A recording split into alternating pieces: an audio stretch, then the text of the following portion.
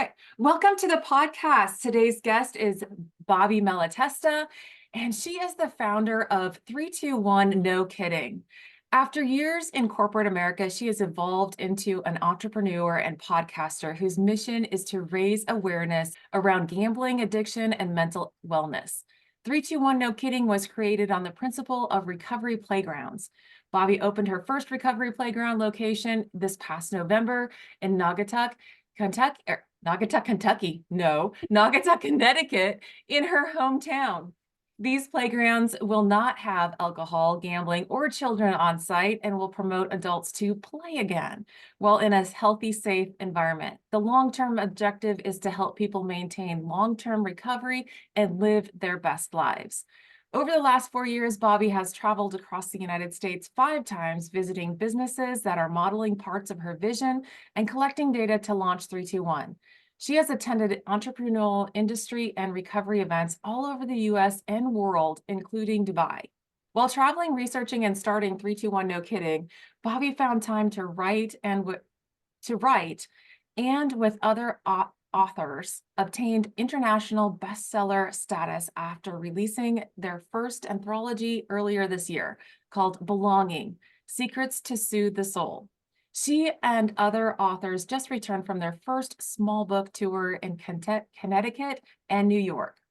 Bobbie loves to learn. She studies under the Grant Cardone and the 10X team and has been obtaining certification in marketing and sales and public speaking and pitching.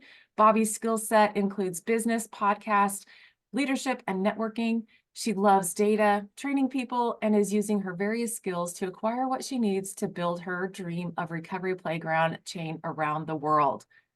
So, wow, that was a lot, but I also want to mention that I first met Bobbie in an online training course around 4 years ago with Tony Robbins and Dean Graciosi. And we just have a love of learning. So that's, my goal that year was to network and meet more like-minded people. And Bobbie is one of those. And then we met up in another group online community with Jamie Peth a couple years ago, and I've stayed connected with her since. Our paths have almost crossed a few times as she has zigzagged across the US to see each other in person. But hopefully one day those, my friend, we will cross paths and we will be able to hang out in person. So, but I'm also very, very grateful for Bobbie, as she is a podcaster and she took me under her wing and provided me the knowledge and the tools to get my dream of starting a podcast up and running last summer. So thank you so much from the bottom of my heart. And welcome, Bobbie. Thank you, Peggy. I think I need to shorten the bio. Like, holy macaroni, that was really long. And I did shorten it a little bit. It's been an action-packed 4 years. So yes, it has. Yeah, thanks for having me on your show. You're welcome. It's a pleasure. It's funny when you say 4 years ago we met and we met in a learning container and we've grown in learning container. But one of the things, like even when we were in Dean's group and we were with Raza, right? Remember those Friday afternoon calls? Yes. During COVID and all the things. And I've just always felt very grateful to have you in my life and very connected to you, even though like we have ag in common, but your version of ag is very different than mine. Right. I'm no kids, you're kids, you're rural, I'm city, like all these differences, but it doesn't matter because we're like, I don't know, we're just connected. And I'm so grateful that we've stayed in touch and we bounce things off of each other. I remember talking to you on a very windy, cold day in Vegas in February, as we're trying to strategize something. And it's just, you're one of my people and I'm very grateful for you. Oh, thank you. It's reciprocated. I'm so grateful to have you in my life and to be able to just reach out as just a random thing. Hey, Bobbie, just thinking about you. Hey, got something to run by you. That's just great. We need those people in our corner. Yeah. And it's interesting to me because if you asked me 5 years ago, do I make friends online? I'd be like, no, I make friends in person. Like, but some of the connections and the evolution of what online can turn into is just beautiful. I know. And it's just crazy. I mean, just thinking about like pre-COVID, like I had that goal of networking with more people because I'm rural. I mean, my town is 2000 and I don't have a lot of people in that area that, are passionate about learning like I am. And just with the same kind of drive and, just different perspectives wanting to learn.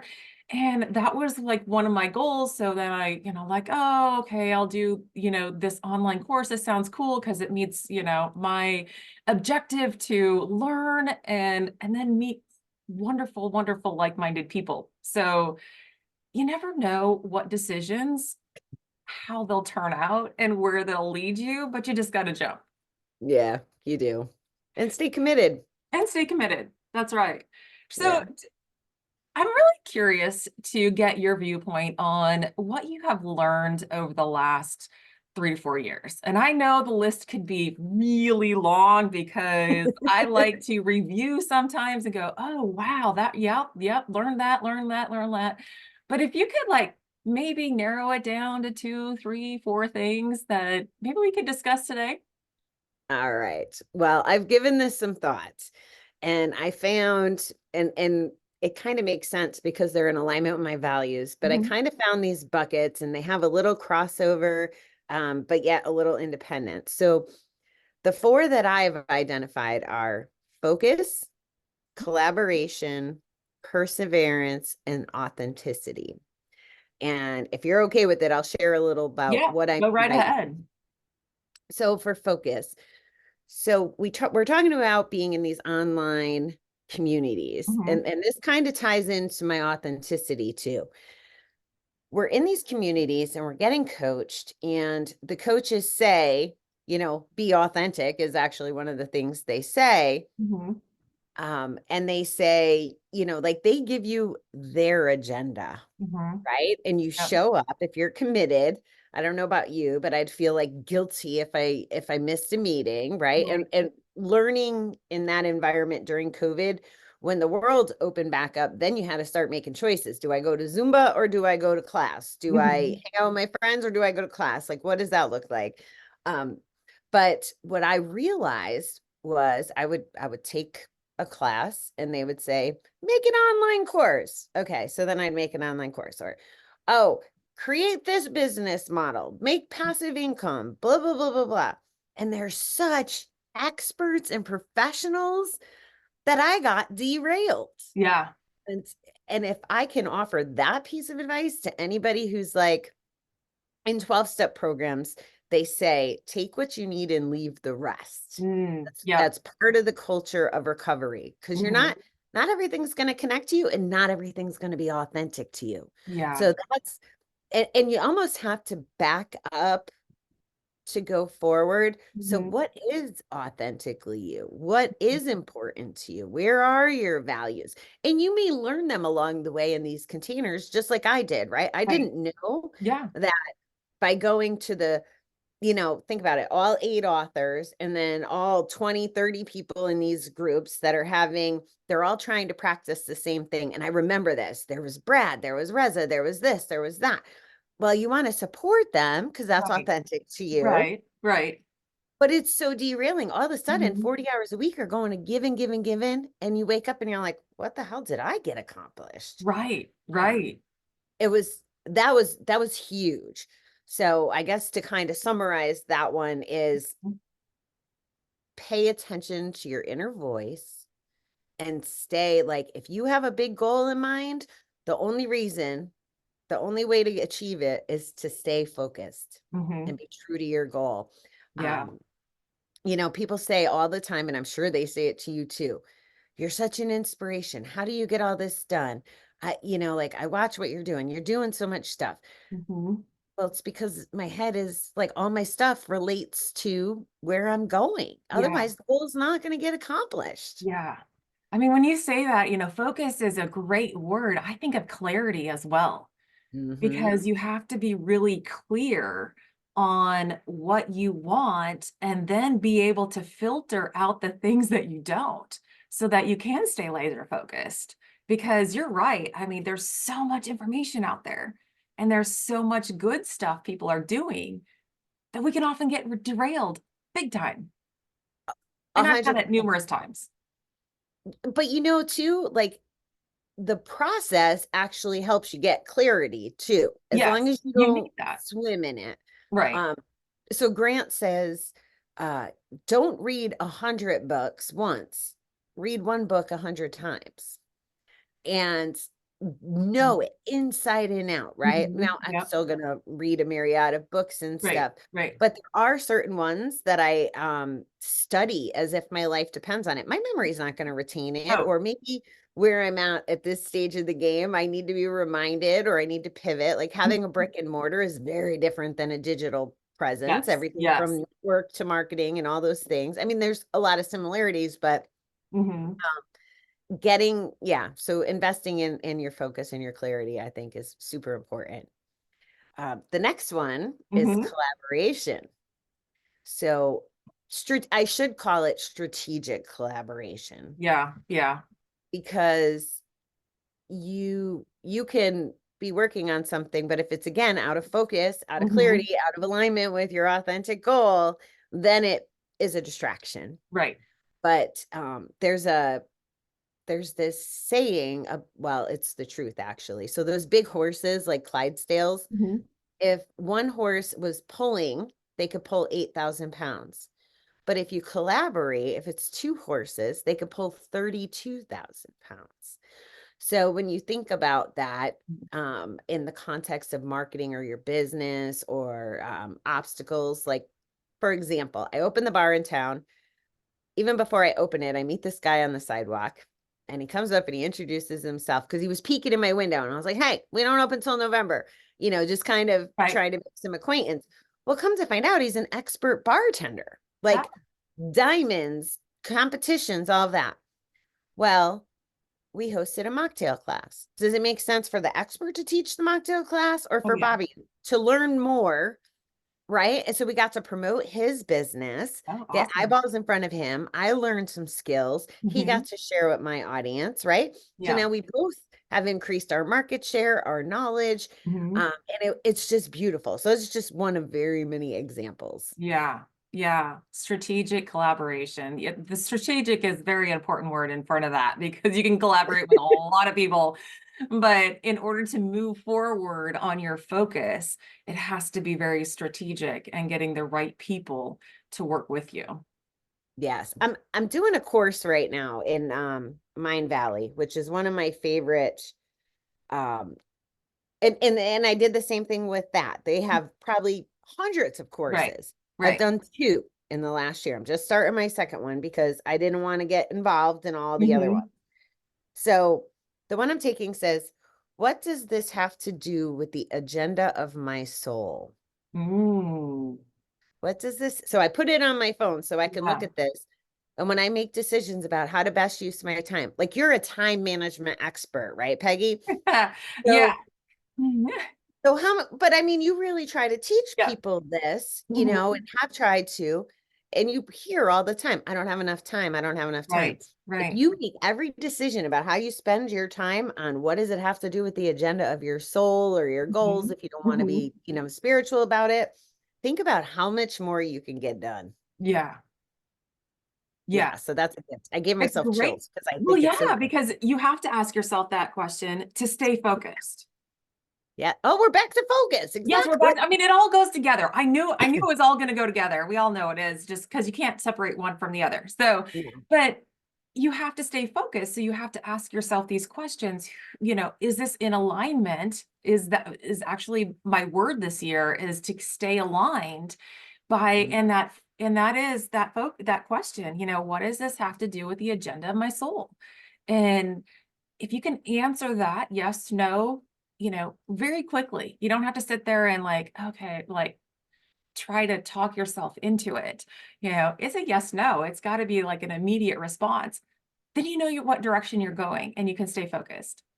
Yeah. I mean, this is the equivalent. Let's say we have people that work in corporate America listening, Hmm. um, or people that are still working for other companies. It's the same thing as your vision statement. What does this have to do with where the company wants to go? Hmm. You know, it, it's just clarity and Right. and staying true, and that's how you get shit done, Yeah. stuff done. I don't know if we're allowed to curse on your show. Well, and two, it's what is your role?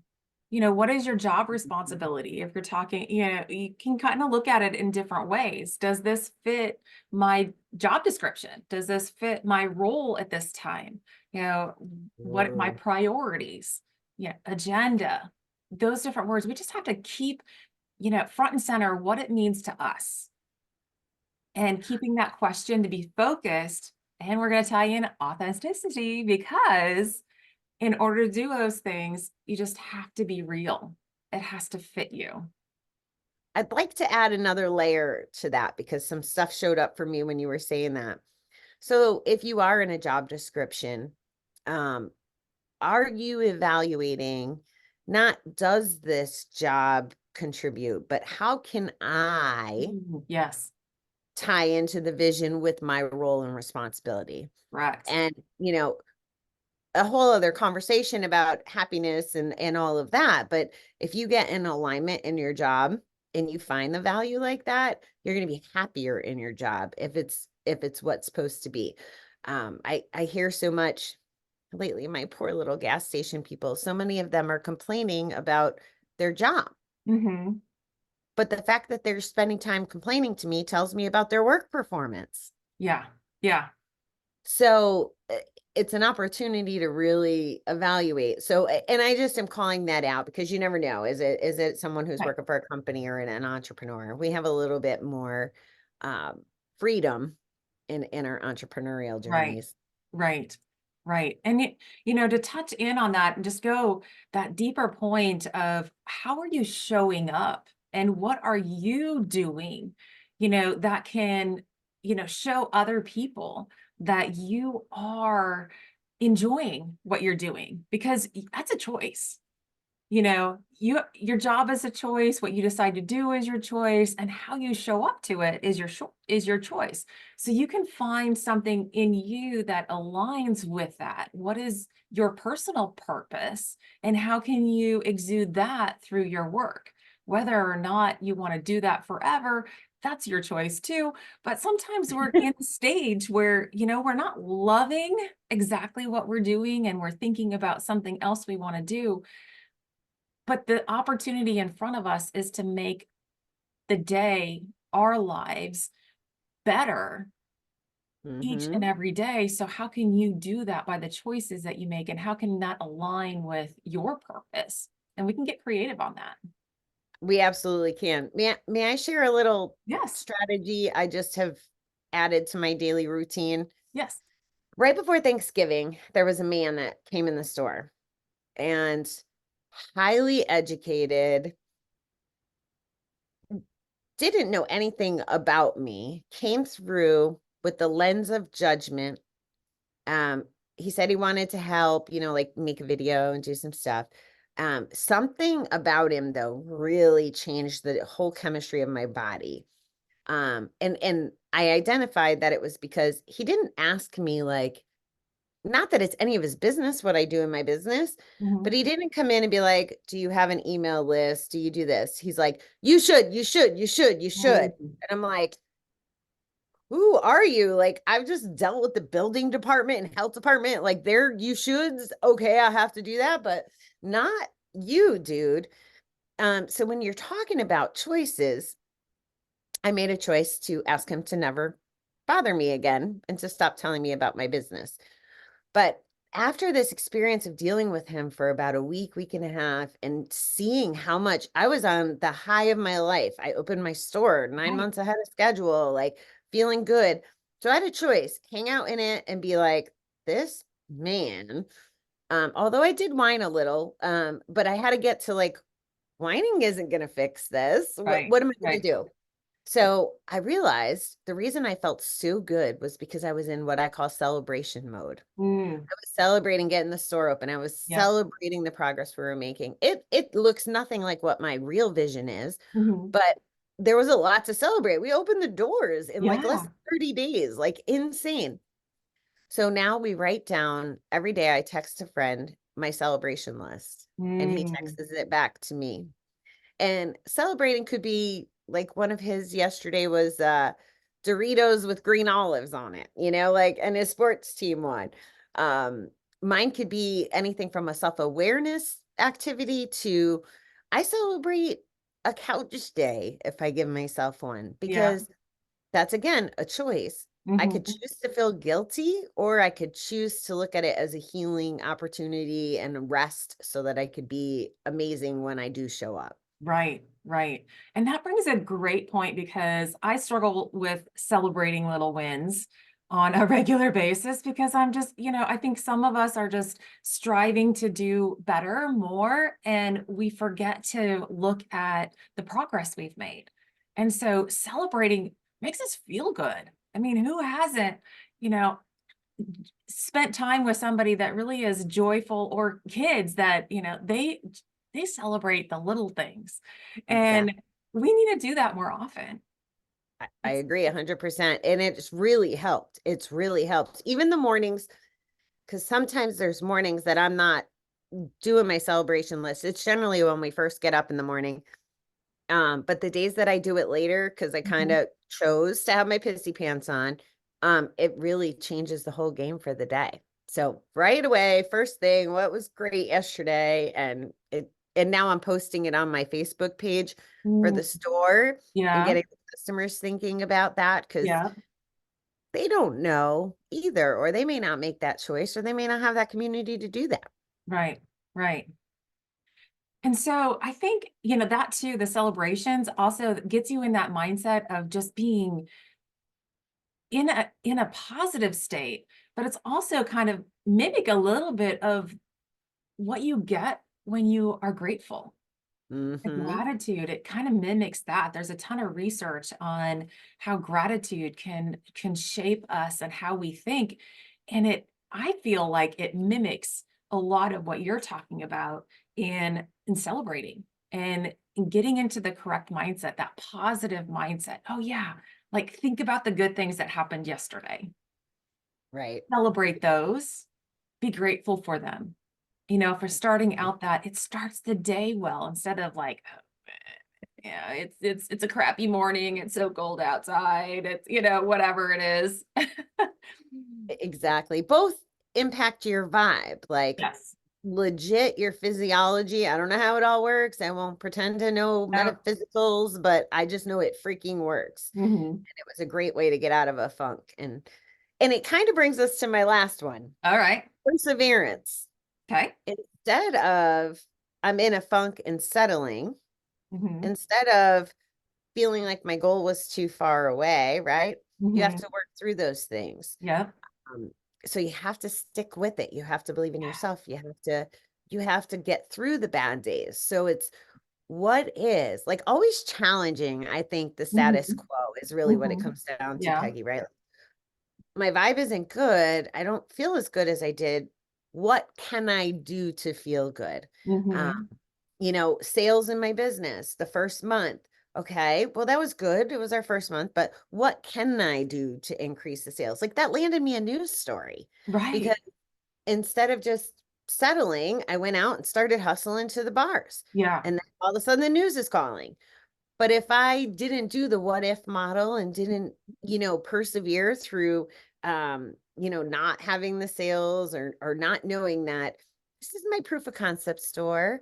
Yeah. It's gonna be okay. Like, because there's gonna be flagship stores and Yep. um because if I got to a proof of concept store, I could do anything. It's Right. kind of Right. if I don't quit.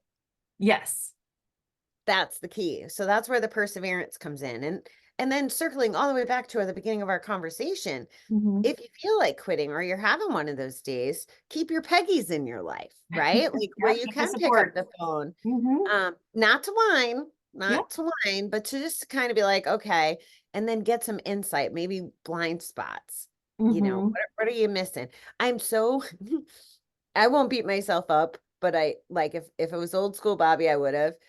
Last night I had like 7 different signs and voices from conversations and things of people giving me the solution to the problem, but I wasn't looking at the problem the right way or the opportunity, whatever. Right. And, so then like 9 o'clock last night, I'm like, how did I miss this?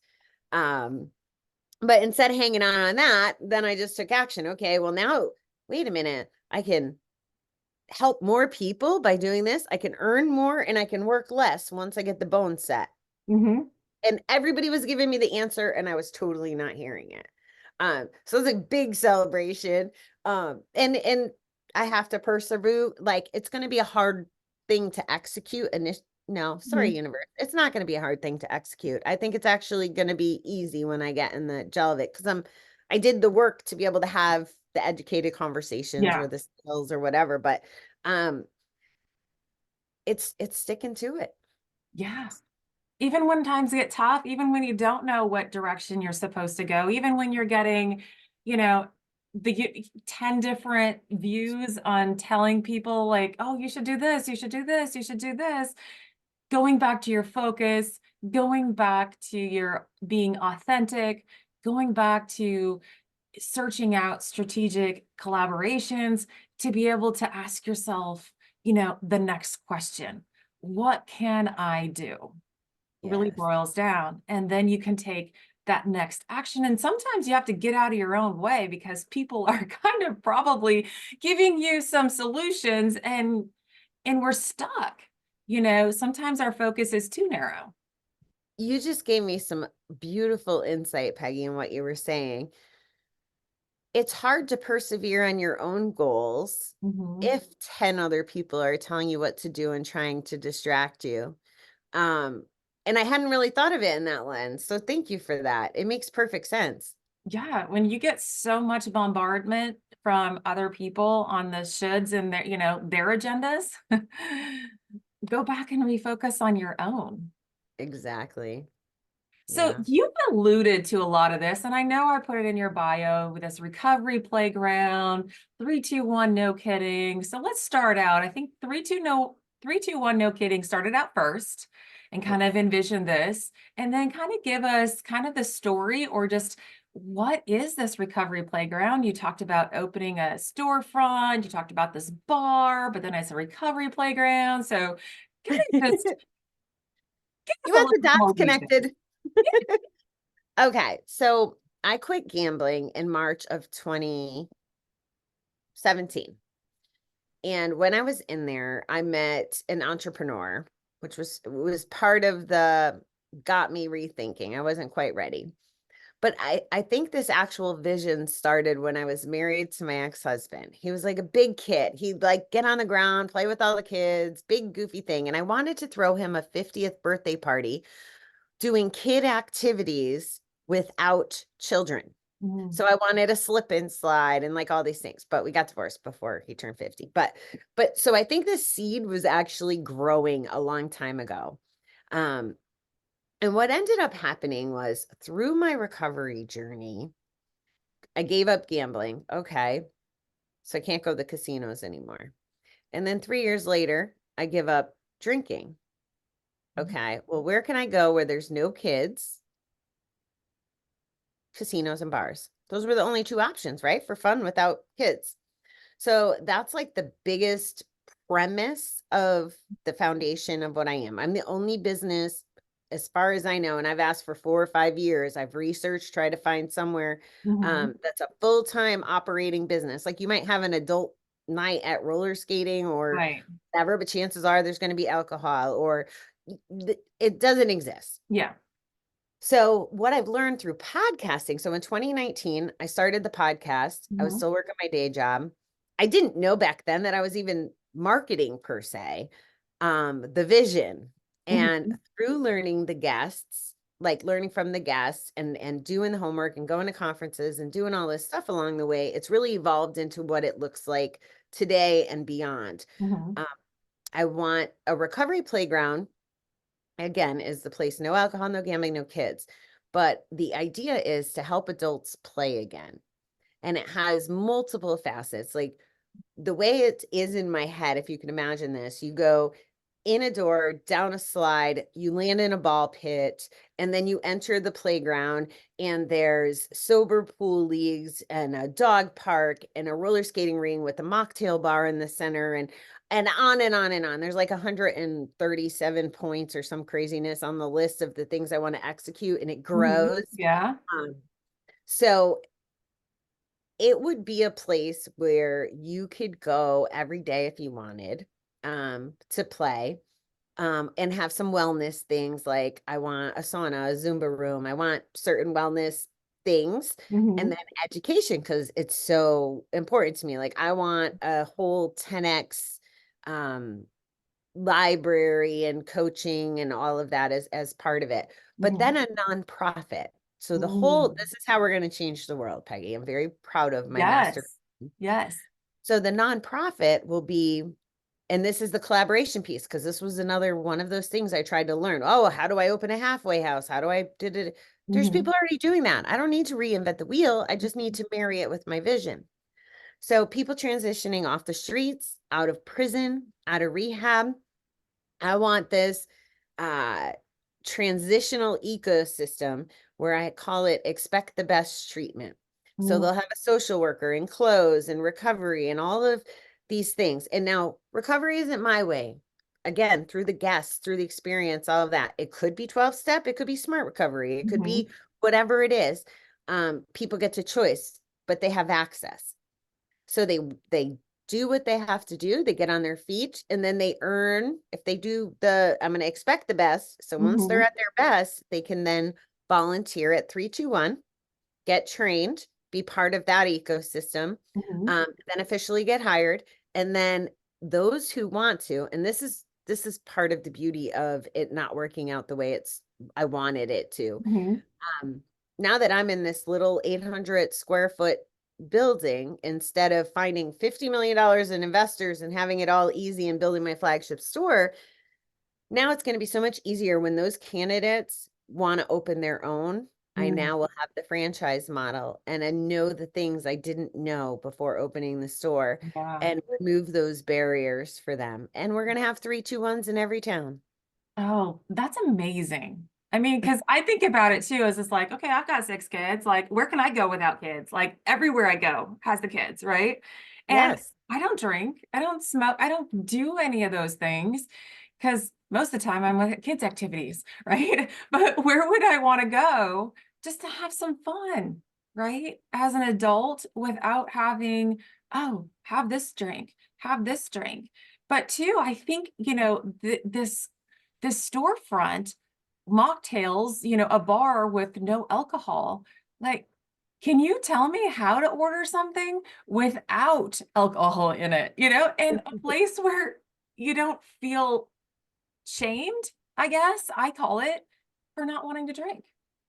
It's so funny that you bring that up because it's changing slowly but surely. I mean, it takes a lot of work. And even I'm getting resistance from the bars in some cases because they're like, well, nobody wants that. Well, they're not asking because of that shame piece that you're Mhm. talking about. Yeah. So it's just like my mission to raise awareness around gambling addiction. We need to have the conversations. Hmm. And the industry is really moving the needle on that. I go to a conference in a couple weeks down in DC. It's called Mindful Drinking Fest. And Mm. here's the most interesting thing. This is not about when, like for me, my story has a lot of recovery in it, but that's not everybody's story. Right. 90% of the people that are buying non-alc beverages, um, still drink. They might be drinking less. They might be, trying alternatives for taste and health. So it's a myriad of things. Mm-hmm. So I guess what I would say to someone who doesn't want to feel the shame, is just you shouldn't have to explain yourself for Hmm. starters. Like it's a natural like It is. you know, I'm pregnant, I'm driving, I'm blah blah blah. But don't do that. Feel empowered in your choice because you're taking care of your health, your body, your Right. mind. You're making your own damn choice. So just feel good about that and be like, hey, where's your mocktail menu? And That's then interesting. Yeah. leave it to us in the field to continue to try to get the stuff in their buildings. And I'll tell you, like, there's a bar owner down the street. He's doing dry January with half of his staff, and they're in a bar every single day. So people are starting to get it. Hmm. Now that I'm really in the space, like next year, dry January, I think we'll, have it in every neighborhood because I'm a big mouth and I know it can be done with the hustle. And Yeah. I'm collaborating with someone who has a different skill set than me Hmm. that just threw a nationwide happy hour. She called it happy hour, happy for all, to be inclusive so Yeah. that anybody, any hospitality industry business that Hmm. is carrying a nice selection of alternatives, they get Hmm. put on her website. Oh, So think about this yeah. brilliant model. So the guest wants somewhere to go. Who's going to get the business? The ones who Yeah. are playing the game. You Yeah. shouldn't have to feel any kind of way about walking in an Mhm. establishment and having choices. Yeah, that's great. I'm so looking forward to your stores just popping up everywhere. Me And too. the movement changing to offer that and to de-shame, I guess, the idea of like, no, this is my choice. Right. I don't think anybody gets shamed if they just ask for water at the restaurant. You know, Exactly.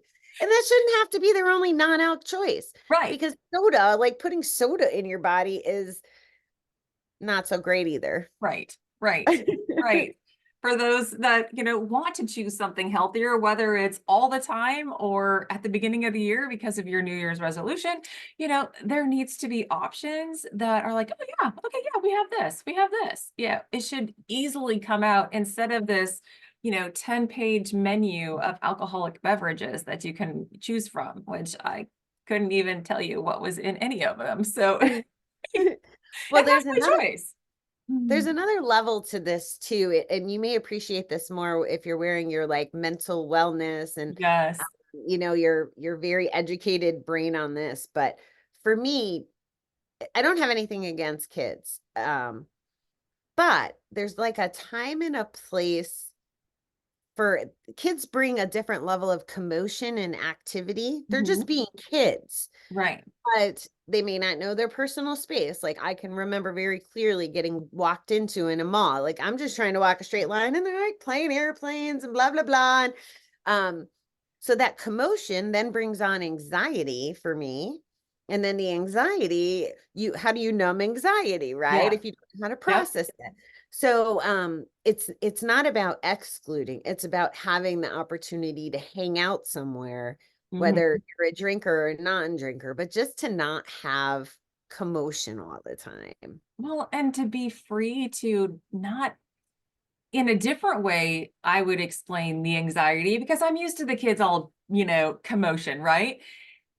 In a different way, being able to not have to explain yourself, feel like not, being able to feel free to be the commotion, to be a kid and play because adult with kids, you kind of, to me at least, I'm trying to be a role model. I'm trying to, model the behavior I want my kids to be able to do when they're older and appropriate. You're trying to be a role model, I guess. And so you're in this serious type of mode. I just want to like be fun and not have to worry about what are people thinking? Like that crazy gal. I never thought of that role model perspective. So it's very insightful. I also, though, if you were jumping down the street or um I don't know, being Right. doing airplanes with the kids, the reason we feel some kind of way is because we believe everybody else is noise. Hmm. Like it's okay to be playful. It's It is. actually really good for It you. is good for you. Um, but I do love how you brought that into attention because I really just didn't have that perspective. But I want adults playing and being Yeah. silly and It's, it you bring in that mental wellness piece to that. I mean, I'm sorry, but some adults, we're just way too serious. And so we need that aspect of being free to have that fun, playfulness with in a non-judgmental way and not just because, not only when you have kids involved, right? You can be that fun, free person without having to have somebody younger and little just to kind of make an excuse for being that way. Well, thank you. You just reminded me of another point I wanted to make. And I see this. So if I'm at a museum or an amusement park or these places, parents have a good time generally. Yeah. But my outside view is that they're generally having a good time through the lens of their child's experience, right? Yeah. So if you like dumb it down all the way to you're at Disney and your child's under 5 years old, there's parts of the park you're never gonna see or experience Right. because you're gonna be, by Dumbo and all the things. Mhm. Um, so that's actually something that has helped me make that kind of a priority. And if you remove the kids from the equation, then you can be in a ball pit or roller Mhm. skating or whatever. Cause like I can only imagine, because I'm not even a mom and I freak out when like they fall or, like I could feel my body like want to catch them or whatever. So how do you have a good time as a parent? And you shouldn't be less entitled. You should be more entitled to Right. have a good time. Right. Because you need that freeing aspect. It's a mental health thing, it creates creativity, it brings that out, and it just kind of breathes life back into us. And we Yeah. can have a different perspective. And if we wrap around to, our role and being creative and whatever we're doing and, coming from the heart, like where does that exude from? It's usually, a playful celebration type of attitude and mood that we all need more of. And this Hmm. is just another way that you can help adults tap back into that childlike freedom. Exactly. See, you get it. I get it. I get it. So we need to open one closer to me so I can, have that opportunity to be kind of kid-like whenever. I won't promise it tomorrow, but I will I know. promise it. Yep. I know you. You are very determined because you persevere a lot over the last few years. There's whatever hiccup comes into your way, you go to the next step. What can I do? What's my next step? What's going to get me back into my vision of where I want to go? So thank you so much for that. No, thanks, Peggy.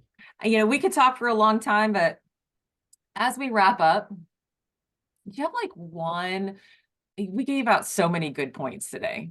Yeah, So we did. do you have something that you want to leave our listeners with today? One thing, one idea, quote? So an exercise I did right before the call came from that same, is what I'm doing helping my soul was an exercise about going out and looking for commonalities. So saying I am mentally to everything around me. So I went for a 10-minute walk and I looked at the stained glass of the church and I am stained glass. And I looked for well, how am I the stained glass? Well, I'm pretty and shiny and transparent. There was a dead squirrel, and I was really struggling with because the premise is being united, right? Mhm, And mhm, I'm like, how am I like a dead squirrel?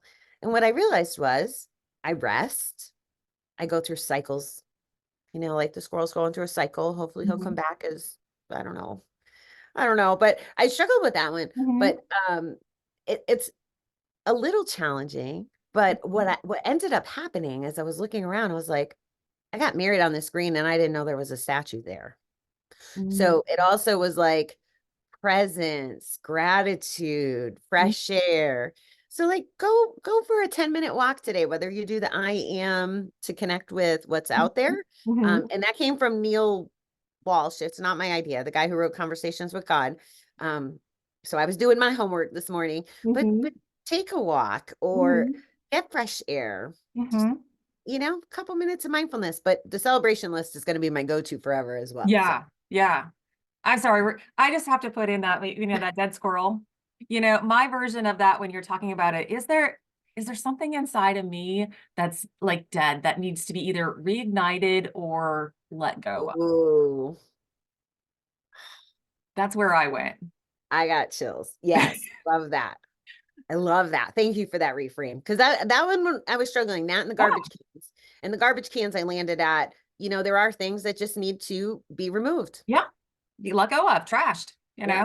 some things aren't any good anymore. Like we can give Yeah. that up. I'm So gonna have to do this walk every day because it was kind of that's fun. interesting. Yeah. I'm gonna have to say, I'm not sure if I'm gonna go for a walk today because today, as we're recording this, it's like minus, degrees outside. So I might just take a walk around my house. There's probably enough things in there that you could do it too, you know? Yeah, trash can. We could probably find some, dead insects around, Oh whatever. boy. We can stained glass, you can find some pretty artwork that my kids did. So, you can do that within your own house if it's not very nice outside. You don't want to freeze out on the concrete. So, but thank you so much for your insight, the focus, the strategic collaboration, the perseverance, the authenticity, celebrating wins, connecting with yourself and the world around you. And Yes. I wish you all the best on your storefront, your recovery playgrounds. Such a great idea, such needed in this world. Everybody needs to go out and play some more. Adults need to go out and play. Exactly. Well, thanks for having me, Peggy. This was like a wicked pleasure. Yes, thank you so much. We'll talk again.